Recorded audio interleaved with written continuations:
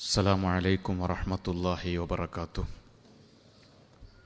بسم الله والحمد لله والصلاة والسلام على رسول الله صلى الله عليه وسلم وعلى آله وأصحابه الفائزين برضا الله. أما بعد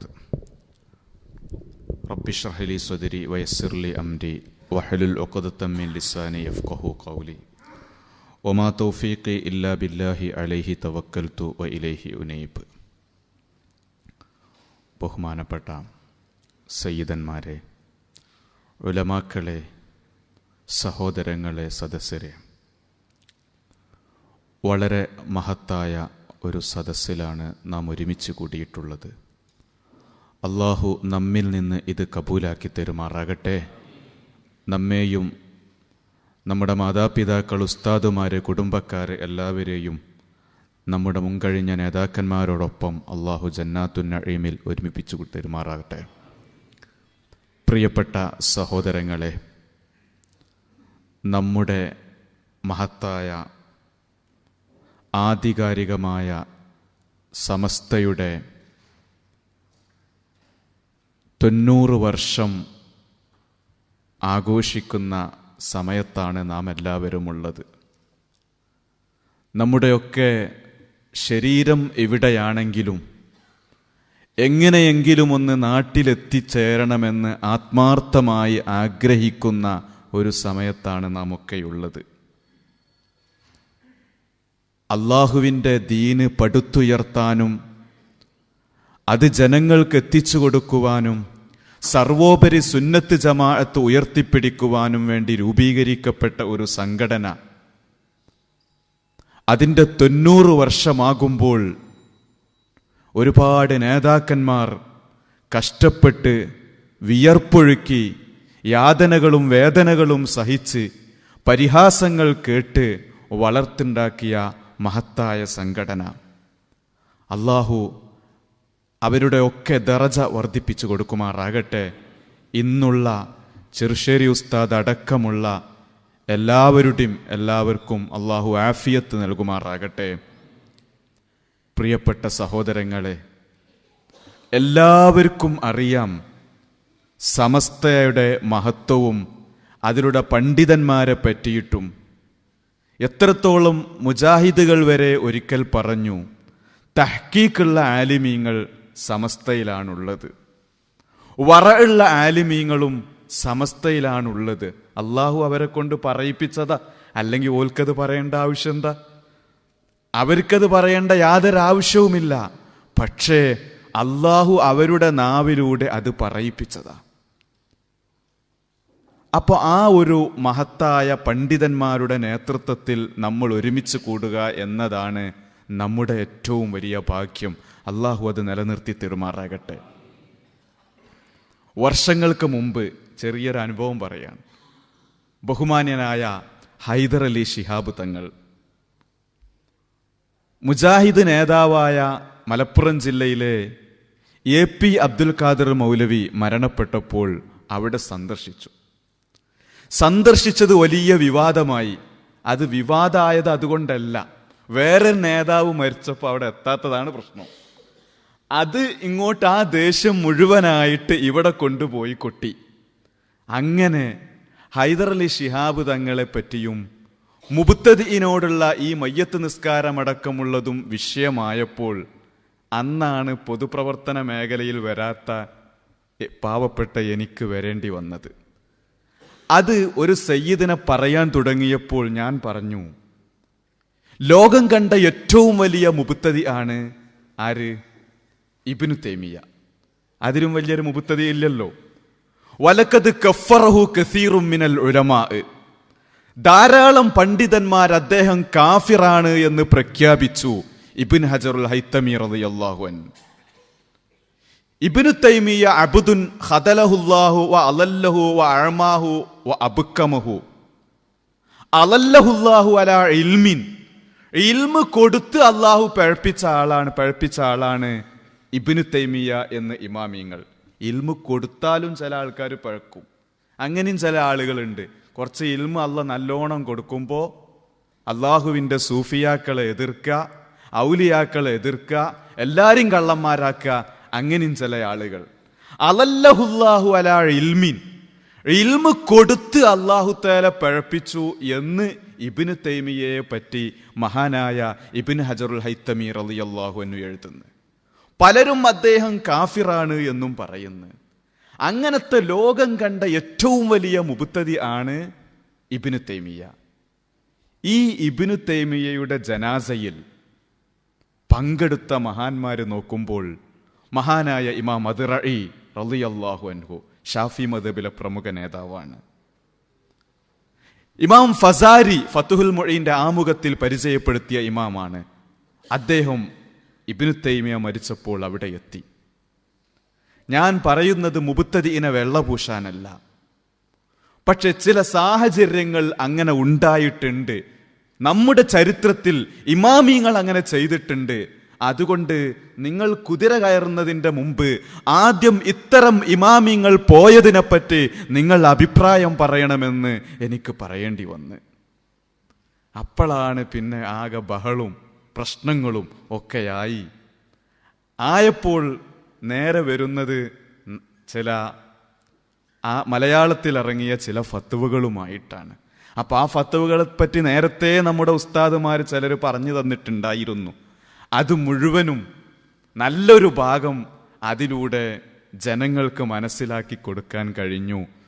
കേട്ടപ്പോൾ അത് പറഞ്ഞു കഴിഞ്ഞപ്പോൾ അതിലുള്ള ഒരു പ്രമുഖ നേതാവ്, ഞാനിപ്പോൾ നിങ്ങളോട് പേര് പറയുന്നില്ല, അദ്ദേഹം പറഞ്ഞു എനിക്ക് CD വേണം, 1 പോരാ 10 CD വേണം.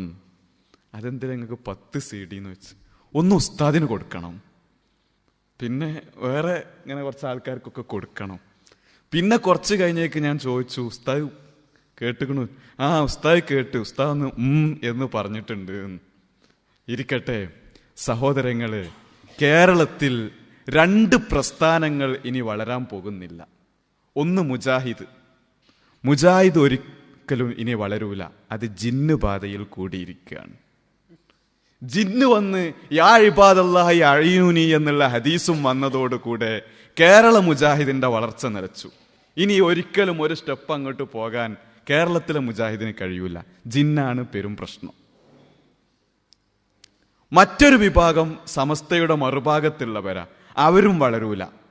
അത് ബോംബ വഴി ഈ അബുദാബിയിലൂടെ അങ്ങനെ നാട്ടിലേക്ക് എത്തിയതോടുകൂടെ അവിടെയും വളർച്ച മുരടിച്ചിരിക്കുകയാണ്. അബുദാബി എന്ന് പറയുമ്പോൾ ഇവിടെ വന്ന് ചോദിച്ചപ്പോൾ ആർക്കും അറിയണില്ല. നാട്ടിക്ക് വിളിച്ചിട്ട് അബുദാബിയിലാണ് എന്ന് പറയുമ്പോൾ അവർ ചോദിക്കുന്നത് എന്താ വരുമ്പോൾ കൊണ്ടുവരാന്നാ ചോദിക്കുന്നത്. എന്താ ഉദ്ദേശിക്കുന്നത്? ഇവിടുന്ന് എന്തെങ്കിലും അങ്ങോട്ട് കൊണ്ടു ചെല്ലുവോ എന്നാ? ഇരിക്കട്ടെ സഹോദരങ്ങളെ, ഏതായാലും സമസ്തയിൽ നിന്ന് പോയി അതേ പേരിൽ മറ്റൊരു സംഘടനയുണ്ടാക്കി അതിൻ്റെ പ്രസിഡന്റും സെക്രട്ടറിയും ആധികാരികമായി ഉള്ളവർ ജീവിച്ചിരിക്കുമ്പോൾ അതേ കസേരയിട്ട് അവിടെ ഇരുന്ന് അതിൻ്റെ പേരിൽ അതിനേക്കുള്ള വരുമാനങ്ങൾ ഒരുപാട് എടുത്ത് അങ്ങനെ ദീനിൻ്റെ പേരിൽ ഒരു പ്രവർത്തനം നടത്തി അതിന് നല്ല പ്രൊഫഷണലായി നല്ല വേഷവും നല്ല പെരുമാറ്റവും ഒക്കെ കണ്ട് അവിടെ ഞാനിങ്ങനെ വിചാരിച്ചിരുന്നു, എന്താ വേഷം, എന്താ പെരുമാറ്റം. അതൊക്കെ എനിക്ക് ഇവിടെ വന്ന് പോയി. അവിടെ ഗോൾഡ് സൂക്കിൻ്റെ അടുത്ത് ഒരു പള്ളിയുണ്ട്, ഷിയാക്കള പള്ളിയാണ്. അഷ്ഹദു അന്ന അമീർ അൽ മുഅ്മിനീൻ വലിയുല്ലാ എന്നൊക്കെ പറയുന്നുണ്ട് അവർ ബാങ്ക് കൊടുക്കുമ്പോൾ. അവിടുന്ന് ഇറങ്ങുന്ന ഷിയാക്കളെ വേഷം കണ്ടപ്പോൾ റബ്ബേ അത്ഭുതപ്പെട്ടു പോയി. എന്തൊരു വേഷം! നിസ്കാരത്താകുമ്പോൾ നല്ല തലീകെട്ടും. പടച്ചോനെ, ഷിയാക്കളല്ലേ! ഏതായാലും വഇദാ റഅയ്തഹും തുഅ്ജിബുക അജ്സാമുഹും, നിങ്ങൾ അവരെ കണ്ടാൽ അവരുടെ ശരീരങ്ങൾ നിങ്ങളെ അത്ഭുതപ്പെടുത്തി കളയും. അവര് സംസാരിക്കുകയാണെങ്കിലോ തസ്മഉ ലിഖൗലിഹിം, അവരുടെ വാക്കുകൾ നിങ്ങൾ ശ്രദ്ധിക്കും എന്ന് ഖുർആൻ പറഞ്ഞത് മുനാഫിക്കീങ്ങളെ പറ്റിയാണ്. അത് ഷിയാക്കൾക്കും ബാധകമാണ്, അതുപോലെയുള്ള എല്ലാവർക്കും ബാധകമാണ് എന്നതൊക്കെ ഞാനിത് ഗോൾഡ് സൂക്കിൽ അവരെ പള്ളിയിൽ നിന്ന് ആളുകൾ ഇറങ്ങി വരുമ്പോൾ ഞാൻ ചിന്തിച്ചു പോയതാ. ഇരിക്കട്ടെ സഹോദരങ്ങളെ, അപ്പോ അതെല്ലാം വെറും പുകയാണ് എന്നതാണ് ഇപ്പോൾ അവർക്ക് ആദർശമില്ല എന്ന് അവരിൽ നിന്ന് തന്നെ ആളുകൾ പറയാൻ തുടങ്ങി. തഖ്റുജു മിൻഹുമുൽ ഫിത്നത്തു വതഊദു ഇലൈഹിം. അവരിൽ നിന്നത് തുടങ്ങി. ഇപ്പൊ അവർക്ക് തന്നെ ആദർശമില്ല എന്ന് അവരിൽ നിന്ന് ആളുകൾ തന്നെ പറയാൻ തുടങ്ങി.